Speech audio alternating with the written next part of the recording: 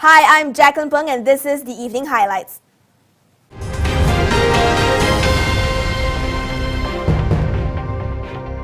Former 1MDB subsidiary SRC International got told off on two fronts today. It ticked off both the MACC and DAP lawmaker Tony P'ng after it denied having misappropriated 4 billion ringgit from KWAP. The 1MDB unit was responding to reports which carried an alleged charge sheet against Dato Sri Najib Razak, as well as a diagram of alleged fund flows into his accounts. The reports also claimed that SRC had misappropriated a loan it took from KWAP. In denying the allegations, SRC said that the authenticity of the charge sheet and diagram had been denounced by the MACC. The anti-graft agency was having none of it. Its Director of Investigation says SRC's claim was false and that it had never made such a statement. It also reminded SRC to cooperate in its ongoing probe into the loan. The MACC has summoned two of its directors who have yet to appear before the agency. DAP's Tony P'ng also slammed SRC for making a sweeping denial. He also urged the Finance Ministry to reveal the identities of SRC's key executives. Sebelum ni, Ketua Eksekutif SRC International merupakan Nik Faizal Arif Kamil, yang merupakan rakan karib bagi Jolo, telah hilang diri. Semasa diminta untuk disiasat oleh MACC. Sama sekali seorang lagi pengarah, Datuk Subuh Muhammad Yassin juga telah pun hilang diri. So kalau kedua-dua orang ni telah pun hilang diri, siapakah yang menguruskan SRC International hari ini? SRC was taken over by the Finance Ministry in 2012. An economic think tank believes that the ringgit will recover to 3.8 against the US dollar. Unfortunately and unsurprisingly, it's not going to happen anytime this year.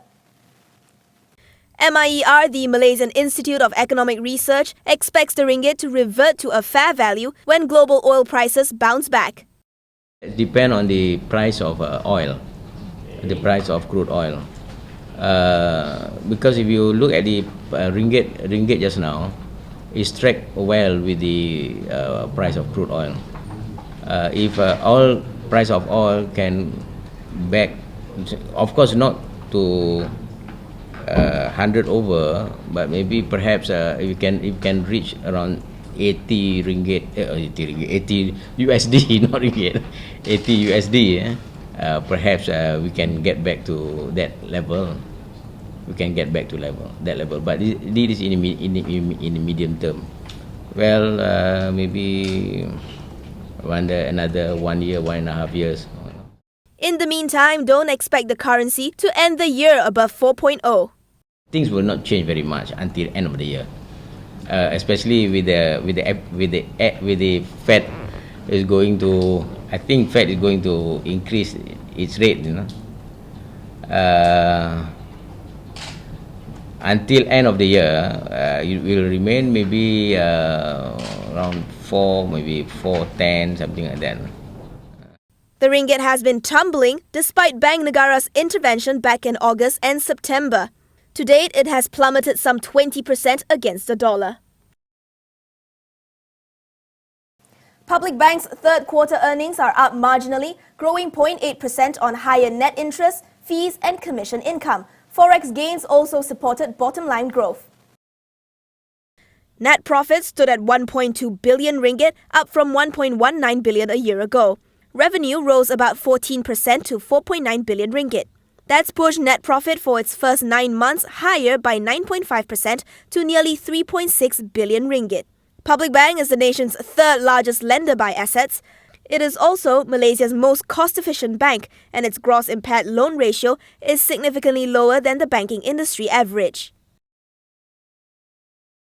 Hong Leong Bank is not budging as it faces a potential standoff with NUB, the National Union of Bank Employees. NUB is accusing Hong Leong of breaking the law because it didn't consult the union prior to announcing a mutual separation scheme. Hong Leong says it's not compelled to. Its Group MD and CEO Tan Kong Kun told us via email this morning that the bank had informed Newt of the move on Monday, but it did not consult it. That's because, contrary to what Newt's claiming, there is no provision under any legal agreement or law that compels an employer to do so prior to offering a voluntary exit option to its staff. We spoke to Newt's Honorary Secretary General J. Solomon yesterday, and he told us that the scheme isn't actually voluntary. He said that back in 2013, when Hong Leong offered a similar scheme, it forced those who did not take up the offer out of the bank before replacing them with new recruits.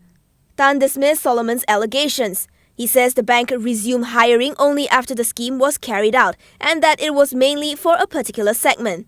He adds that the bank will not be hiring for the time being.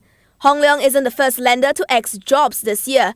Earlier this year, CIMB Bank, RHB Capital, Standard Chartered and Bank Muamalat also carried out voluntary exit schemes. And that's a wrap for this edition of the Evening Highlights. I'm Jaqueline P'ng. Thank you for watching.